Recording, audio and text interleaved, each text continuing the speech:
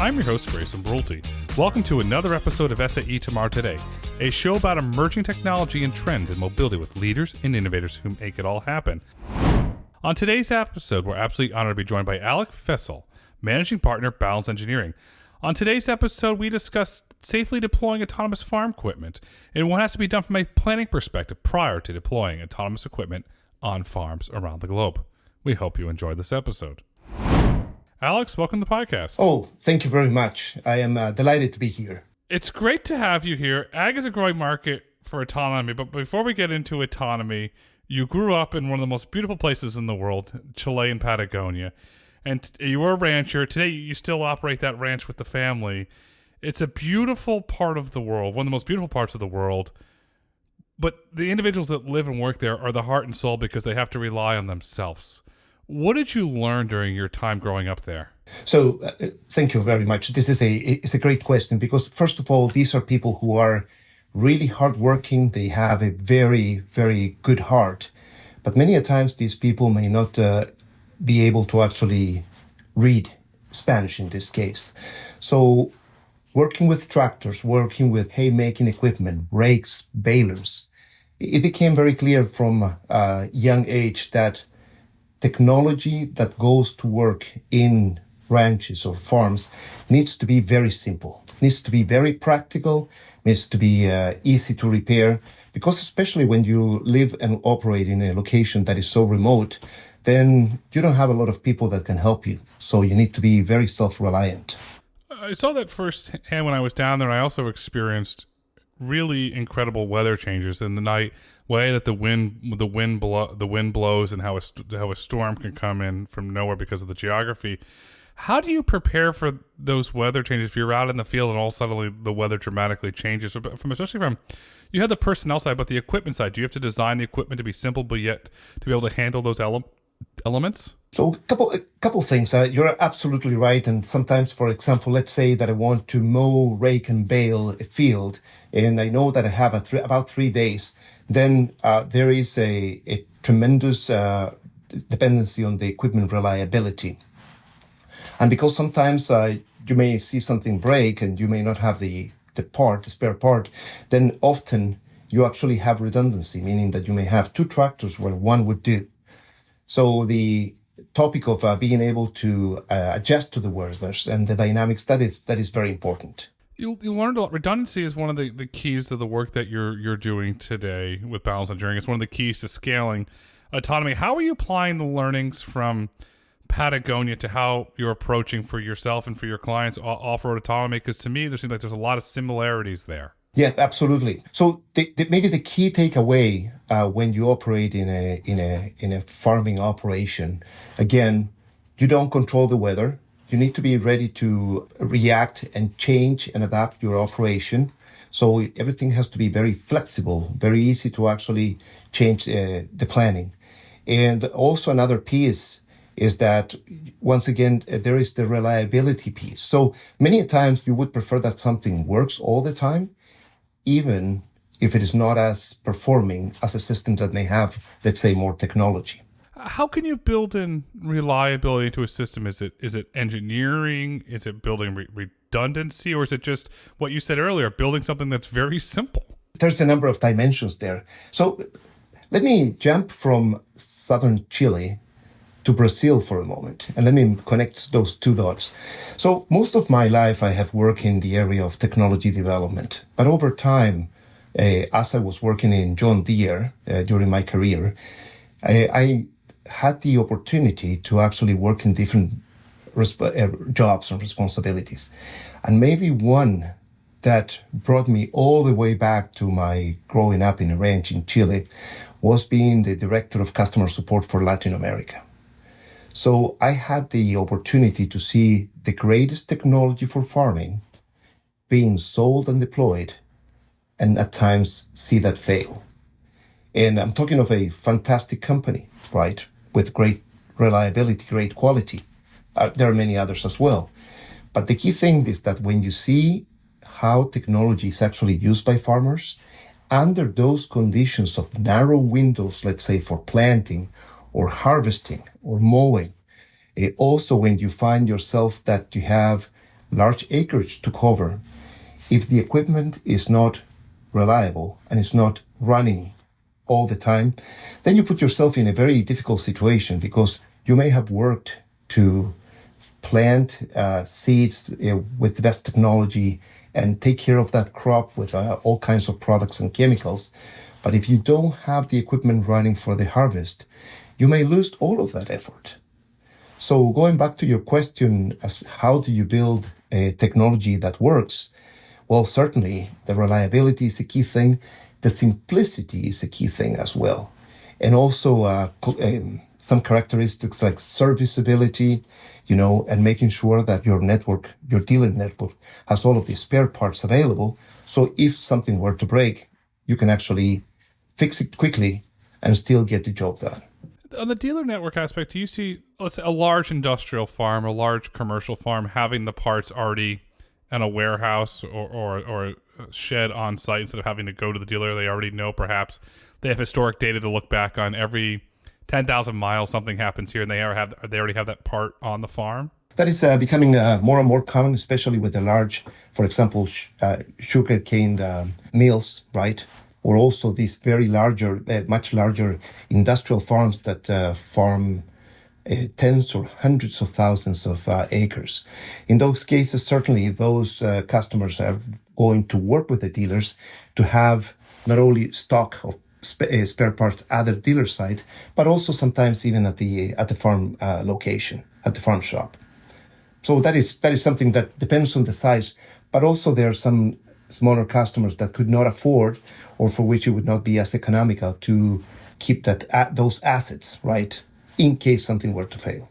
So there's a number of models that work depending on the requirements, the size of the farm, and also how distant the farm is from the dealership. In medicine, there's a term, preemptive medicine. It's to take a walk, eat your vitamins, eat healthy. And if we want to apply that to ag, because ag makes really healthy vegetables and keeps us healthy, but you could put a digital layer on that. Are you seeing digital layers go on the equipment where they can detect that a part might break ahead of time so that farm has enough notice to get the part delivered in time to help save them from the capex of keeping it on their shelf? Yes. And actually, I would say that the OEMs are doing a increasingly fantastic job in actually start to take the data that is coming from machines and create, which in some brands is called expert alerts. There's some other brand names for when you have the analytics looking into the data that is coming from a fleet of vehicles and be able to predict. But also, in addition to that, not every part is close to a sensor so that you can actually anticipate that. In many cases, the real key task is to do a pre-season inspection. So way before that you need to use equipment. Actually, best is when you are done using the equipment, then you can do an inspection and understand what is perhaps worn out, what is about to break, order those parts and have all of the time during the down season to actually repair, adjust, and calibrate equipment for the next season. So it's a mix of both, right? When you go through let's call the pre-season inspection, how do the farmers, do they work with balance engineering, or how do they ensure the safety is there as they go through the equipment went to hibernation, I use a term there. How do they ensure that it's ready to safely operate for the new upcoming season? Well, that is exactly part of the focus, right? If you inspect a piece of equipment and you identify that some pieces are about to break or there's something that is out of a spec, then you can actually correct that. That way, when you're about to start the next season, you're going to find that the piece of equipment is in its best performing condition. And also, of course, that implies that it's also in its safest condition. What happens when you throw autonomy into the mix? What does that change from a pre-season? Okay, that is fantastic. I'm glad you brought that because this is something that we're working every day these days in balanced engineering with a few clients. And that is to understand, okay, if you have an operator, then that operator is actually doing a number of tasks that may not be evident up front. So, for example, while you would believe at first sight that the operator is actually driving the machine, but the operator is also listening and trying to see if there's any noise. He's also looking back and understanding what's the quality of the job that is being done. Let's say that the operator is doing some spring tillage. He's preparing the soil, the field for planting. Well, he's going to be looking back and trying to understand what is the outcome of tillage. I mean, is the soil being breaking enough? What is the size of the pieces of soil that are together? In other words, he's going to be assessing as to whether his execution is going to actually deliver the right type of job quality. That is one example of a function that the operator is doing. But there's another one that is really key. He's always looking whether there's any bystander, any pedestrian, any one person visiting. And sometimes we have the idea that, when you have a large field, no one is there. That is not always true. As soon as you have equipment working, you're going to have a fuel truck, a tender truck. You're going to have a couple pickup trucks. Maybe the children of the farmer are coming in, or maybe the neighbors' children are curious about what's happening. So even though for the most part one could say that the fields are not always as populated as a street, for example, but the risk is still there. And the operator is who normally is looking out to see whether the operation is being executed in a safe manner. Now, take the operator out. And then I'm going to ask you, so in addition to driving, who is looking and understanding whether there is a noise that may be indicating that something is not working well, whether it's in the tractor or the implement? If the operator is not there, then who is actually looking out to see if there's anyone nearby that could be hurt? Also, who is there to be communicating and understanding whether some other people may be coming in, again, fuel truck or a mechanic? Well, those are all of the additional tasks that an operator is performing. And when you make a system autonomous, you need to be able to satisfy them nevertheless. Does that make sense to you, what I just said? It does. It seems to me what you described as the farmer or the individual driving that tractor or that machine has a clear sense of all the situations that what could go wrong or could go right, very similar to when we drive a car. And then from a technical standpoint, I put the hat on. Okay, you have to have a full integrated stack. You're going to need perhaps a thermal camera. You're going to need a LiDAR. You're going to need a radar. You're going to need a camera. Is that what you're alluding to? That is exactly right. So all of this situational awareness that actually the operator normally has so that he's able to make decisions, such as not starting the equipment, right? So whenever you actually engage a piece of equipment to go forward, it usually means that you have scanned the surroundings. You know also that there's no one underneath the piece of equipment, so it's safe to initiate the motion. That is exactly what I'm talking about. So then evaluating the risks and trying to understand what are the capabilities, the technology capabilities that are needed in order to replace the functions of the operator, that is at the core of what balance engineering is doing with multiple clients. What is the best application today for autonomy on farms? Is there an application? Is it tillage? Is there another application that your clients are finding a lot of success in from operating autonomously? Let me talk about two extremes, right? Let me go to something really small. And there is a company in Philadelphia, Burrow, that is working, it's one of our clients, and they're working to create almost like a cart that moves autonomously and is used in orchards and also in strawberry plantations. And the only function that this small cart does is to move from the packing area, brings a bunch of empty trays, drives into a row where people are actually harvesting by hand. Then the workers can actually take these empty trays and continue harvesting. And the full trays, the trays full of fruit or grapes or whatever that is, they're placed on the robot, and the robot drives out all the way to the packing area. Very simple task, but increases the productivity significantly because now the workers don't need to be shuttling back and forth. I mentioned that example because that vehicle is rather small. It doesn't have a gasoline engine, has just electric motors, and therefore the risk that it poses to people around is rather small.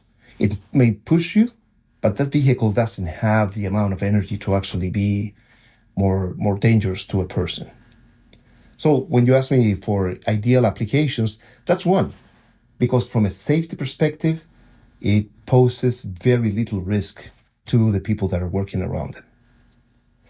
So if we go from that to the opposite extreme, let's talk about, a 300 horsepower tractor or a combine or a tractor that is pulling a tillage piece of equipment, or a sprayer that is going real fast. So then the consequences of an accident are significantly more severe. So then is when we do the assessment of what those risks might be. And then it's when you start working to create this situational awareness so that the equipment is able to perceive when there is a person, a bystander, an obstacle in front of it, and be able to stop autonomously to prevent an accident.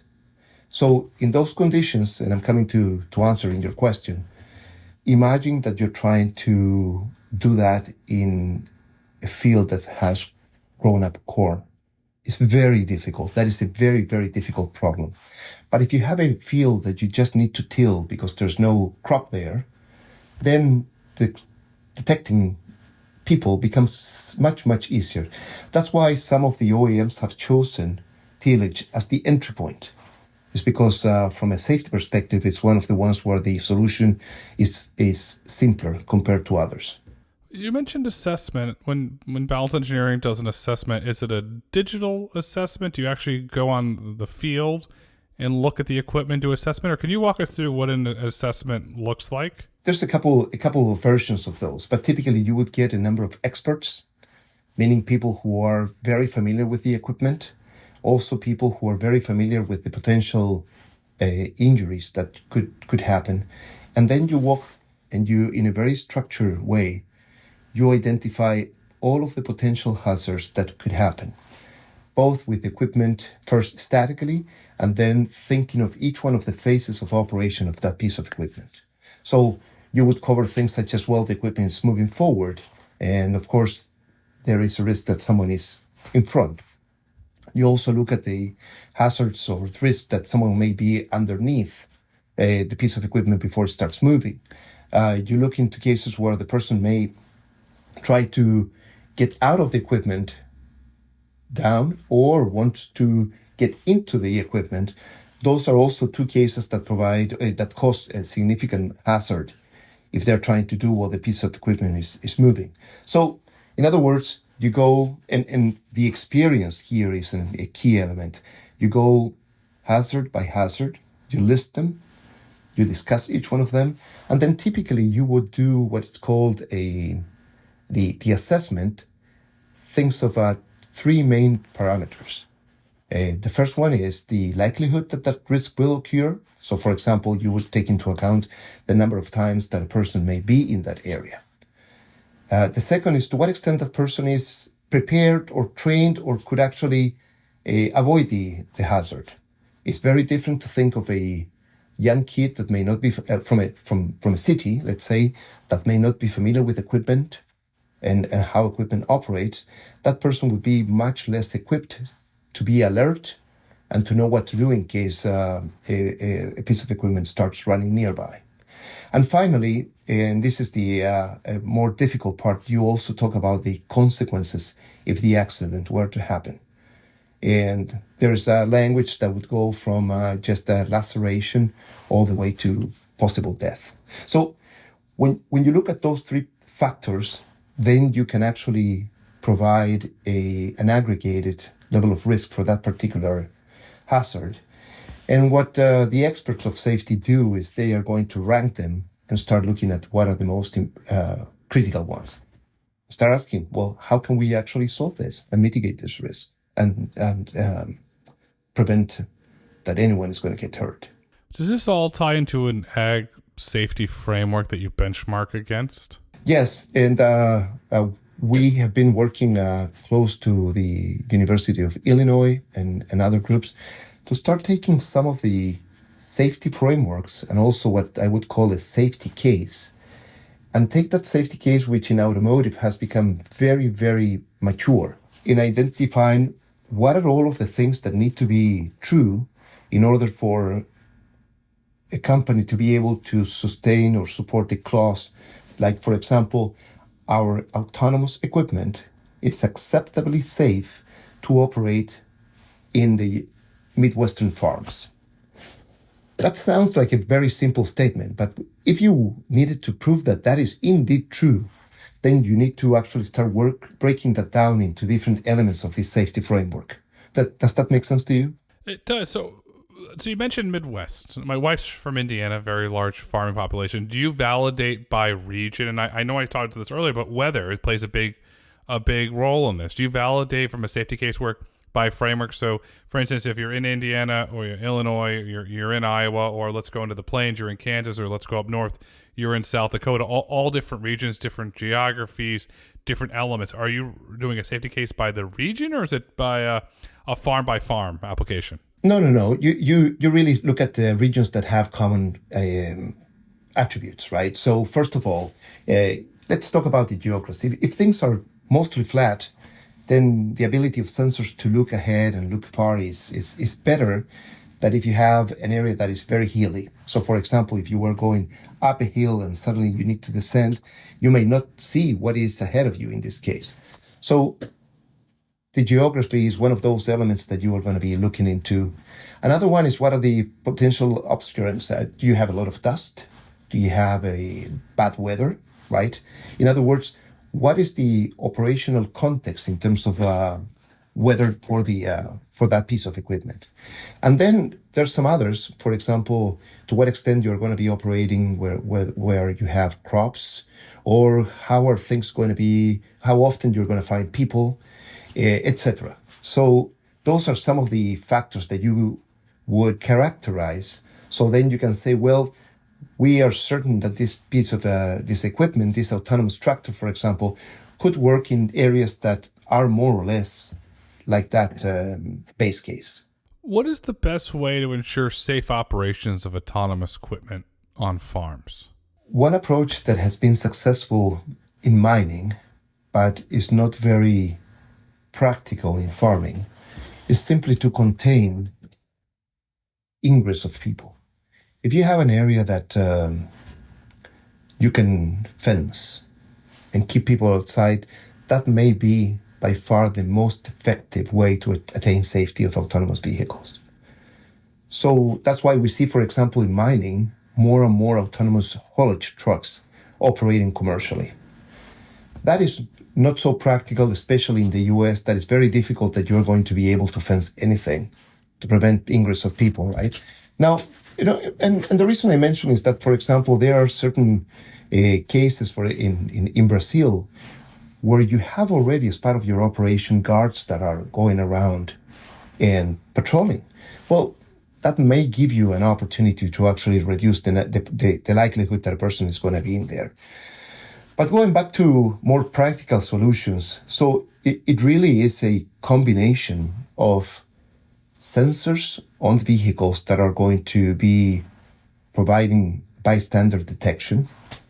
It's going to be also by training and making sure that everyone who is working close to these systems are going to be aware that there could be motion initiation without necessarily a person in the cab. It also goes through another element that has to do with human factors. We need to continue working in making it very intuitive for autonomous pieces of equipment to communicate to bystanders what that piece of equipment, what is the state, meaning, am I off? Am I engaged? Am I safe to approach? Am I in a park mode, right? But also, what is the intention? I'm about to move. So there are multiple research groups working in understanding and trying to to define what is the way in which autonomous machines are going to communicate to farmers, bystanders, other truck drivers, other operators in other pieces of equipment. The more that communication becomes effective and intuitive, I think that we are going to take an extra step towards safe autonomous equipment.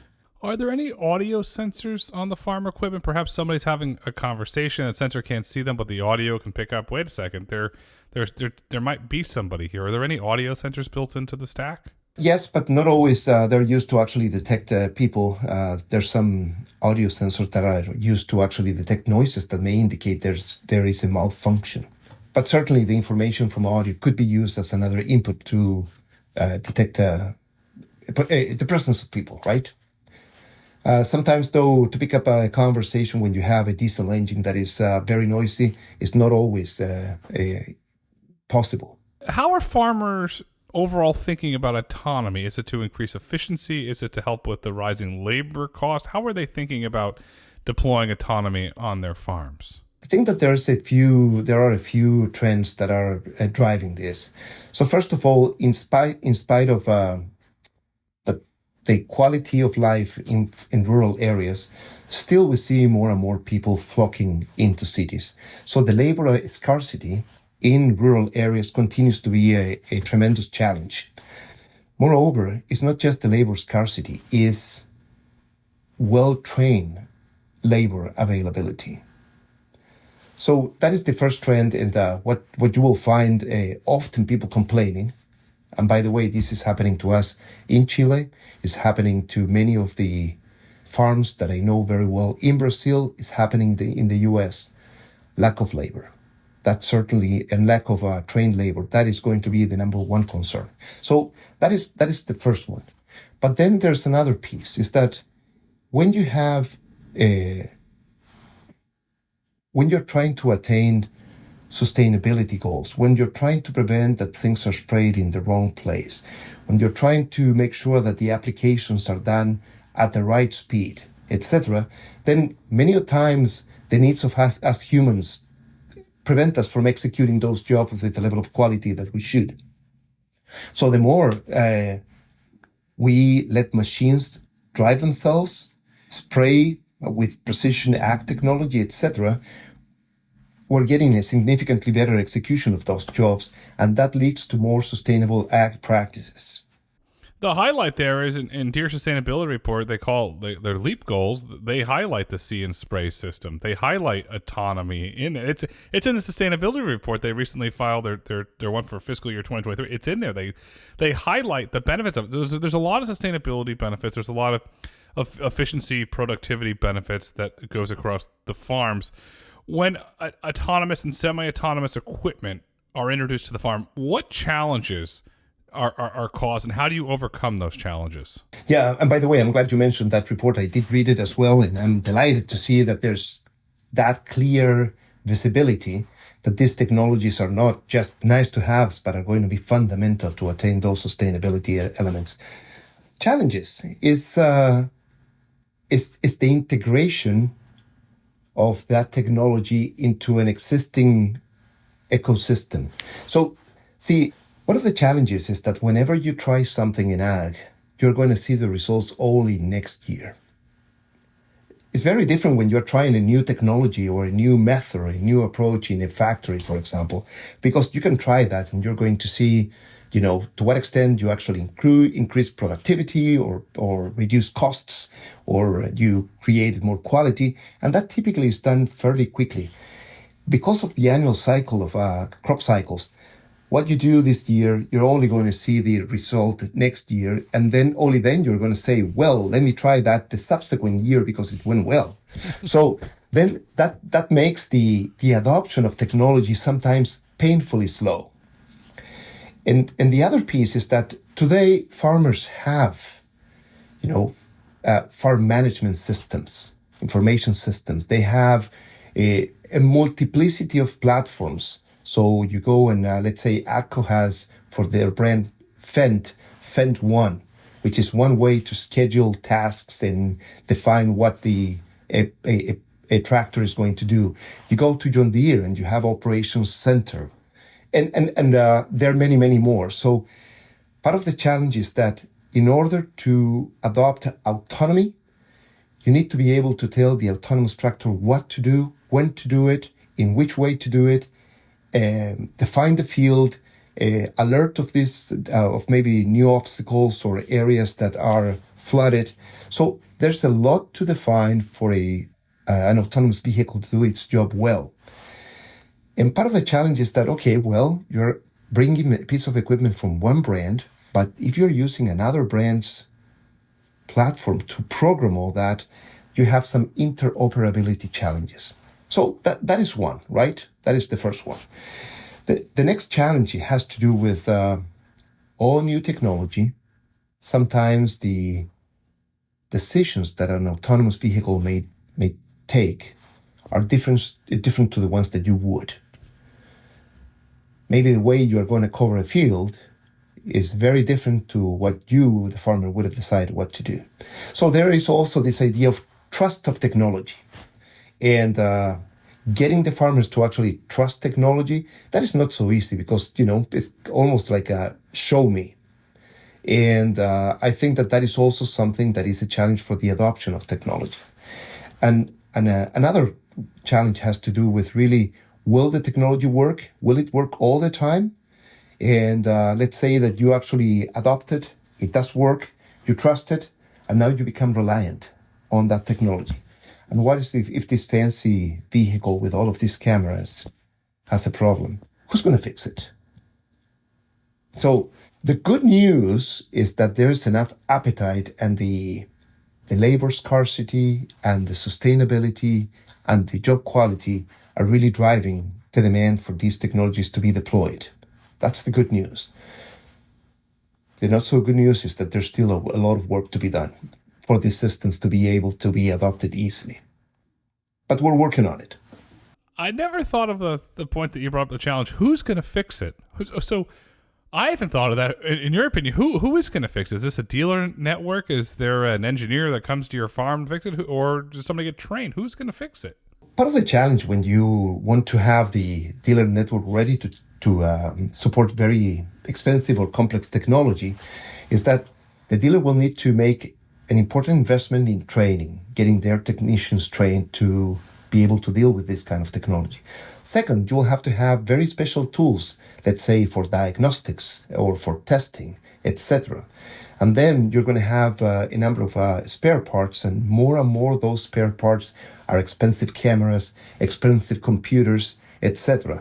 So for the dealer network, certainly is a challenge. I anticipate that it's going to be a combination of a dealer as the first responder, but then more and more the company, the OEMs, will have to have support centers that are going to be able to assist the dealer and be able to actually deal with some challenges of highly sophisticated technology.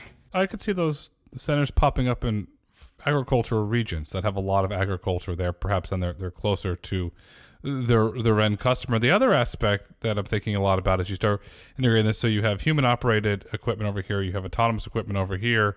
Farms work on a workflow. How do the farmers plan to integrate this into the workflow? Is this getting ready for the season? They work on the workflow, or how do you see autonomy being integrated into the overall workflow without diminishing productivity? That is an excellent question, and maybe that is one of the key challenges for the OEMs to actually plan everything and design the product so they can actually work in the existing workflow. But what I anticipate is that the more a farmer adopts a single job scheduler, right, and that job scheduler is compatible with the piece of equipment, that should almost flow as it flows today. Because today you have a very sophisticated pieces of equipment, tractors, combines, etc. And more the settings, the calibration, the planning of the strategy, how are you going to plant or how are you going to harvest, that is already part of those information systems. So I think that more and more the existing technology ecosystem is becoming ready to just integrate autonomy. But nevertheless, you have a really good point. I'm here, in the middle of the winter planning for the crops that I'm going to have during the year. There are some very practical things. If I am going to use this autonomous tractor and piece of tillage equipment, and they're going to be working in a field that is further out, away from my farmhouse, okay, most likely I'm going to be driving it there. So a very practical consideration is, how do I get back? Do I need to ask my kid to actually follow me with the pickup truck so I can? So, sorry, I bring up something that is so basic, but you asked the right question. How does this technology get integrated in the sense that it really saves time, increases productivity, overall it reduces the cost of operations, and ultimately is a contributor to farm profitability. It's something simple, but it goes back to what balanced engineering does. It's planning. You have to plan. You just can't go out there and say, hi, here's an autonomous tractor, have fun. No. There's a lot of planning that has to go into place for that. The job schedule, getting ready for the season, is AI being introduced into that to further unlock efficiencies on farms? At the task levels, yes. So you mentioned earlier some of the tools that are like a See and Spray and others that are using components that are using AI to actually provide the detection between a weed and a real crop plant. So that is optimizing at the application level. But up until now, I have not seen a scaled deployment of AI tools that help farmers plan their season. I think that that's still going to be the farmer actually using their experience to say, this is the way I'm going to go about, the crop cycle for this year. At some point, there's a lot of very, very, very smart farmers. Some farmer's going to build a large language model and turn it upside down on its head with all of his experience and all of his friends' experience to build something. It's going to be really, really special as farms get fully optimized, and the economy will benefit from that. Alex, in your opinion, what is the future of balanced engineering? You've got a really cool little niche. You're doing a lot of good. You're increasing safety, and it's a really important job what you're doing. So what's the future of balanced engineering? So balanced engineering was created with one objective in mind, which is to make a contribution to the ag and construction and other off-road industry to use the best technology strategy, architecture tools, and safety elements to really help companies drive that great technology, high automation or autonomy into products and into the hands of farmers. That is what we do. So right now, I see that we are growing in terms of the contracts that we have with different OEMs and even some startups. And in the future, I believe that we are going to continue supporting moving that technology. But the how, I anticipate that more and more we're going to continue partnering with larger consulting firms that are trying to make a broader impact. And we are going to continue working on this niche that you described. So I anticipate that we'll continue growing. The team is already in Iowa, in Pittsburgh, and we have some people also in Brazil. And I anticipate that we will likely grow and also put an office in Germany where some of our customers are as well. And just have this global coverage of real deep expertise to tackle this wave of autonomy that is just getting started. Global expertise gives you on-the-ground intelligence, and you really get to understand your customer. You get to understand their customs, their ways of doing things, and that's the advantage of being a global company with your footprint in multiple countries. As we look to wrap up this insightful conversation, what would you like our listeners to take away with them today? Anyone who is working on developing automated or an autonomous piece of equipment, don't leave safety to the end. Start with safety.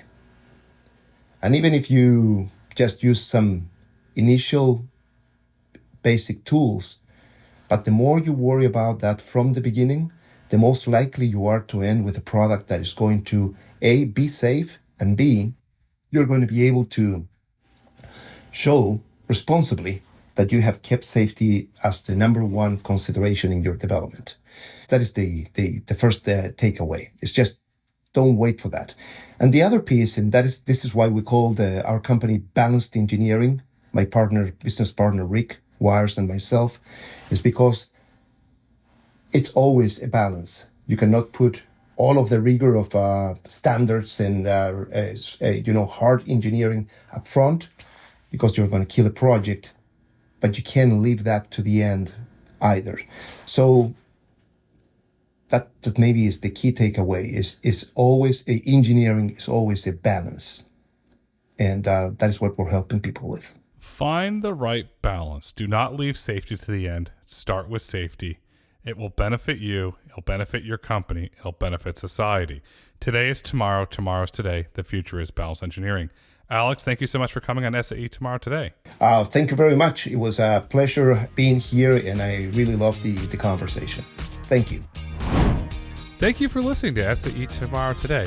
If you've enjoyed this episode and would like to hear more, please kindly rate, review, and let us know what topics you'd like for us to explore next. SAE International makes no representations as to the accuracy of the information presented in this podcast. The information and opinions are for general information only. SAE International does not endorse, approve, recommend, or certify any information, product, process, service, or organization presented or mentioned in this podcast.